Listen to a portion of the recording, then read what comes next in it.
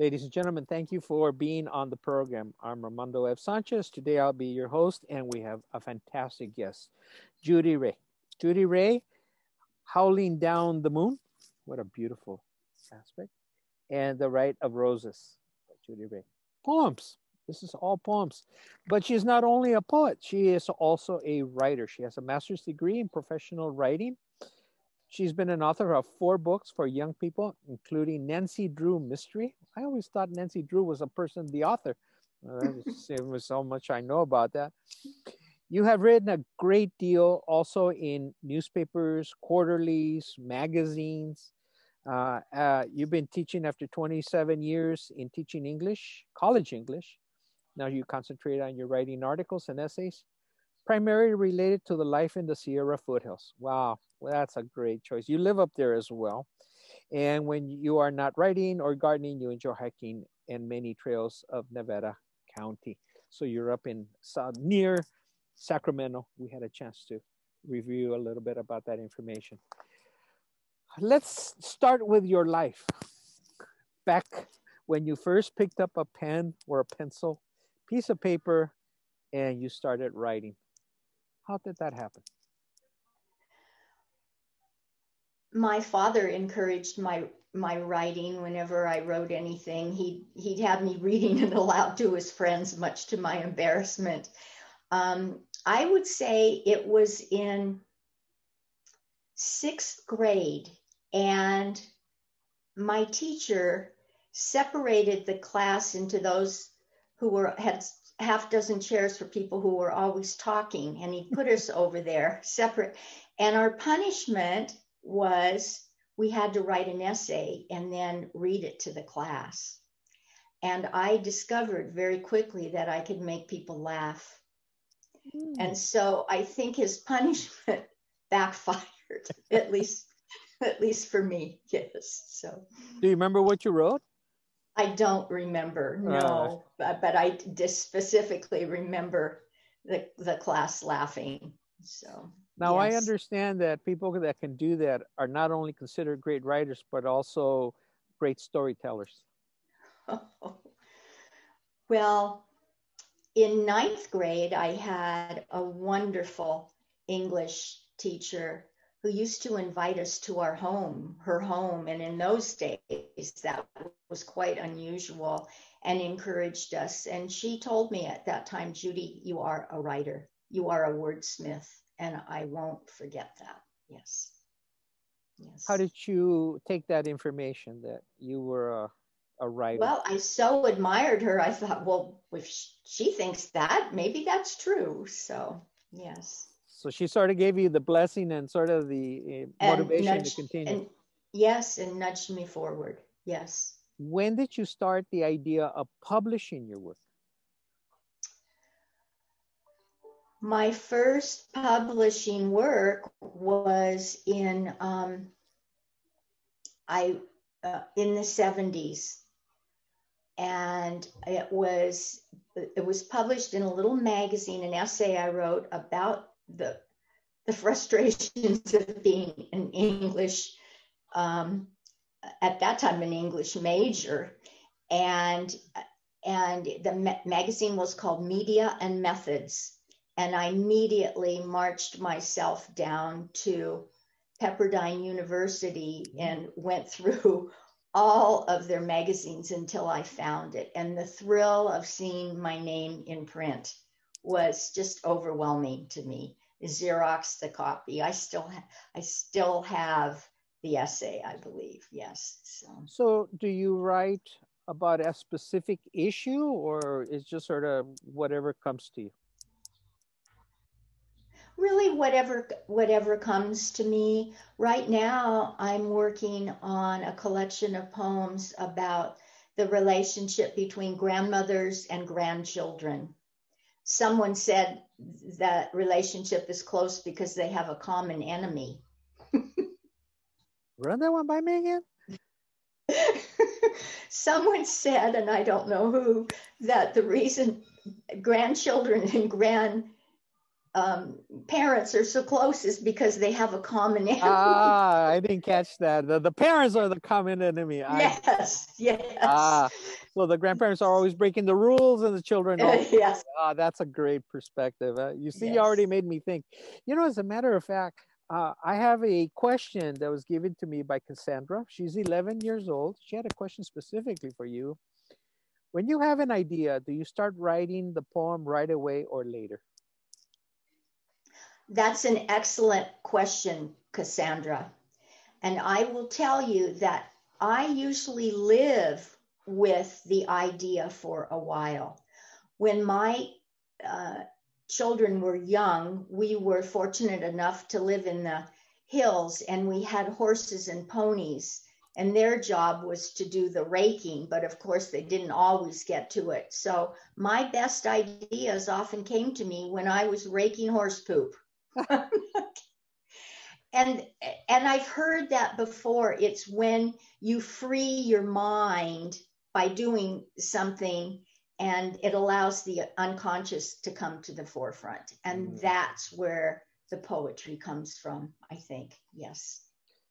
So do you sit down, like, for example, you had an inspiration based on Cassandra's question, and then you let it sort of ferment for a few days or a few hours, and then finally you sit down and write about it? Yes, sometimes I have a first line and I go from there. And that's just how I work. Every writer is different. But initially for this grandmother book that I'm putting together, I wrote down ideas about my grandmother. I was very close to her, and then my grandchildren, funny things that happened. So, and then I sit down and work on one poem at a time. Yes. Do you have overall, over your entire career, do you find that you have a common theme or a preferable theme? Gosh, that's a tough question. With my novel, I would say I was writing for women, and it came from my realization about myself, a weakness in myself, that I was looking to others to provide me what I really needed to give myself. And a lesson like that is sometimes a long time coming. So, but I think we need to be kind to each other, particularly in this era where kindness often seems to be a tertiary response by people. Are you speaking politically in the atmosphere? Well, certainly, yes. Yes, politically. Yes, politically, I think so. But caring for other people. Right. And I think that's a primary obligation that we have. When you're writing, do you worry or concern yourself deeply about what people will think about what you write? That's that might be a trick question, but it's a hard question. I know. That is a good question. No, I will tell you that I have a poem about a relative who has a lot of tattoos. And when I read this poem, and as a grandmother, I didn't quite know how to respond to that. And you learn with time. So my response was, wow, that must have really hurt. But when I read that poem, there are other people who love tattoos. So my response to them is, write your own damn poem. Like this. One of the things I'd like to ask you as we're moving into the show, I'd like you to select, if you have your book nearby, to read one of your poems. Really. Which book are you talking about? Either one. I have your both. The Weight of Roses. Weight of Roses. Let me see. Either one. And the other thing I'm asking is if you could give us your contact information. Absolutely. This poem is a favorite with women. Oh. And the subject matter, I think you will see why. It's called Taking Back the Moon. Grammy, my 6-year-old granddaughter, asks, why do they call it the man in the moon? Her mother was less than a month old when we landed on the lunar landscape. I nuzzled soft, warm baby skin and watched as men bounded down a ladder to the silky surface, left huge footprints in the dust, stuck a flag in her face. A woman would have stepped lightly on this ground, collected moon dust for her child's hair, swept away her footprints, left nothing. Not I came, I saw, I conquered. Rather, I visited, I cried. I'll remember. In their blood, women remember. One day, this child will learn about the monthly cycle dependent on the moon that will tie her for all times to her sisters and to the sky above. Time and tide wait for no man, they say, though the tide waits for women. Think of the harvest moon, no combine there, but the harvest of old, putting up preserves, pickles, jars of jam and jellies canned, herbs dried for the coming year. Women did this, gazed at the round, curvy woman moon and knew what they saw. Not a man in the heavens, but a female face smiling, transmitting wisdom through moonbeams to earth, transmitting forgiveness for the scars on her surface, the collection of instruments left behind that teach us nothing of what women already know. That mystery interrupted is still and always mystery and beyond capture. That's gorgeous. Thank you. Gorgeous. Thank you. Wow. Do you find yourself writing poetry or articles like almost on a weekly basis, or like somewhat of on a schedule that you impose on yourself, or it just as the inspiration comes to you? Yeah, certainly weekly. I try to write. I don't, and confession here, I don't always write daily, which as writing practice, I know that I would probably be far more productive if I did. Well, productive. I think everything you write is productive. Well, thank you, I'm working at Armando. that because I asked myself that: was I productive today? I think, I did a certain amount of things today. Yes. If you had to write into the future, you're trying to anticipate the future. What do you see coming that will impact you possibly in your writings? There has been such an enormous change since I started writing. I started writing teenage romances, and I wrote the first one. It was sold from a 12-page story. I did have an agent. She sold it to a book club, and then it was purchased by a major house and sold again. And today, things are so changed.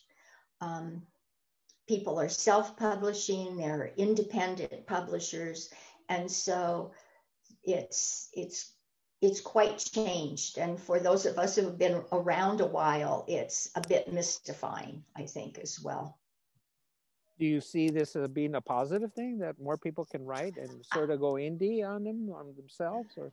Well, certainly, I don't think everything that's out there should be out there. Not everyone is a writer.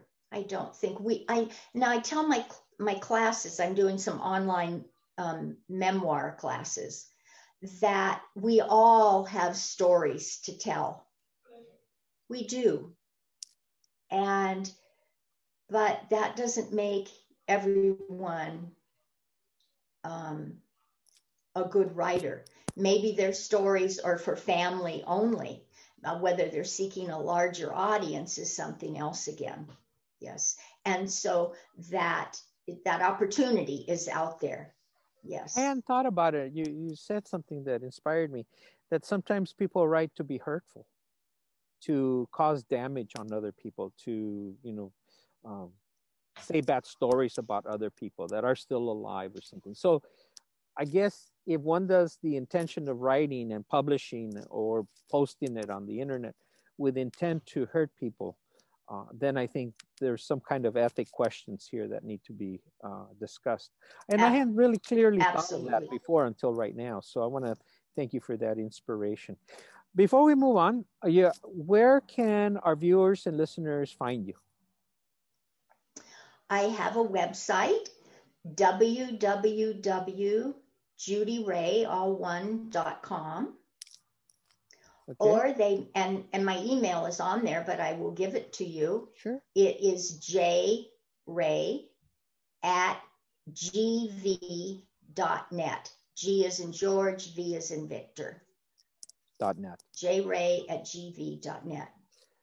You seem to be focusing on women writers or women's stories. What is your advice to other women who have something in front of them and says, should I publish this? Or women that say, I have this story running through my head. Where do I go with it? What would be your advice to them? Get it down on paper. Write it down. And they tell us to write what you know. And as a woman, I write from a woman's perspective, obviously, what I care about, what I love, what I like to see changed, all of those things, certainly. But I try to honor the past. I try to honor family. But I would say, yes, get it down. And if you're not a writer, find yourself an editor and spend some time talking to someone about how to make this marketable, if that is your intent. Not everyone has that intent. One person I'd like to highlight right now is Thelma T. Reyna, PhD from Golden Foothills Press. She put together all of us, and she put together in her book as well with all the poetry, and you were one of them when the COVID came visiting. So we want to highlight her for that and thank her for, making the connection. But I guess I want to sort of work off of that anyone that wants to be a writer should create a network of people, not just themselves. Yes. So that's true, because support, particularly now, I used to meet with people in groups in the coffee shop, and now we're doing it exclusively on Zoom. Thelma, by the way, has become a friend of mine. She is a dear, dear woman. And when we would go to Southern California, we had lunch one day together, and she's just a charmer. And as you mentioned, I did meet her at Lake Como. She's also a talented writer. Yes, and so giving of her time and her expertise. Very true. And I think that's crucial for persons that want to go out. I think one of the benefits also for me, like doing my shows, get to meet a lot of wonderful people. Like I meet you, Judy, and others that I would normally not in my normal world, but through the networking, and then new ideas get stimulated. And I'm sure that works for you as well. Absolutely. Yes. So, unfortunately, we're coming. I don't know about. Unfortunately, we're coming to the end of the show, but I wanted to sort of open it up for you. What would be your advice of how writing changes the world and poetry, but the power of writing? Years ago, I took a class with a local LA writer, Jack Grapes, who used to say, poetry can save lives. And he's right. For those people who are in desperation, feeling horrific about personal matters, whatever, pick up a book of poetry and boom, someone's been there. Someone has felt that. It's so true. And I think that's one of the reasons. I mean, that sounds pretty highfalutin to say I'm writing to save lives, but to share. E.E. Cummings said, since feeling is first, and that's what poetry is, feeling primary.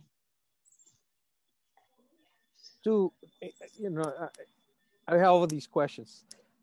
So, does one write to connect with other writers to share the thought, or is it all self uh, helps one to self cure oneself? I think it's both. For me, certainly it's both, just getting it out there. Whew. But I don't think writers write in a vacuum. They want to share what's happening, yes, in their lives, extrapolating from their experiences, and by that helping others. Yes, look, I've been through this. You can do it too. Mm. Yeah. And precise. Haven't quite new ideas are flowing thanks to you about the whole impact, especially now that I'm thinking about the young gal that read, you know, at the inauguration of Oh, Biden. yes. So I think it put Yes. poets on a whole new platform and showed the impact they can have, especially when she was talking about helping the country. She was amazing, amazing. Yes, and gave people hope. That was my takeaway. Mm-hmm. Yeah. Mm-hmm. That a better world is possible. Yes. Wow, I'm sorry I have to end the program. I just got 10 million more questions, one behind the other. But, you know, let me leave it open-ended to you. What your thoughts are based on, you know, what you want to get across to our listeners and our viewers.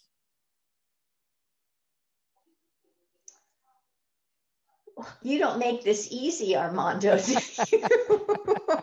Oh. I love doing shows with um, thinkers. I love doing shows with thinkers because there's, no matter how hard it is, you guys always come out on top. Wow, there's so much. You know, I keep reading during this time. This is a time to sustain ourselves intellectually, emotionally through the written word. I think connecting with friends through your writing, through with other writers, um, it it makes perhaps just such a small difference in your life, but we don't know who we touch. We don't. And now with the internet, you touch worldwide. This isn't dependent anymore Thanks, just on that. thanks to people such as you. Thanks to people such as you. Thank you. You're very kind. And You're a force for good.